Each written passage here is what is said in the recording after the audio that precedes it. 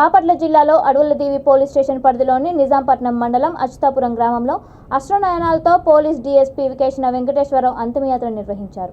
పూలమాలలతో జిల్లా ఎస్పీ వకుల్ జిందాల్ ఘన నివాళులర్పించారు. తీవ్ర శోకసంద్రంలో ఉన్న డీఎస్పీ కుటుంబ సభ్యులు ఎస్పీ వకుల్ జిందాల్ పరామర్శించారు. కేశన వెంకటేశ్వరరావు డీజీపీ ఆఫీస్కు అటాచ్మెంట్లో డీఎస్పీగా విధులు నిర్వహిస్తూ శనివారం రాత్రి గుండెపోటుతో మరణించారు.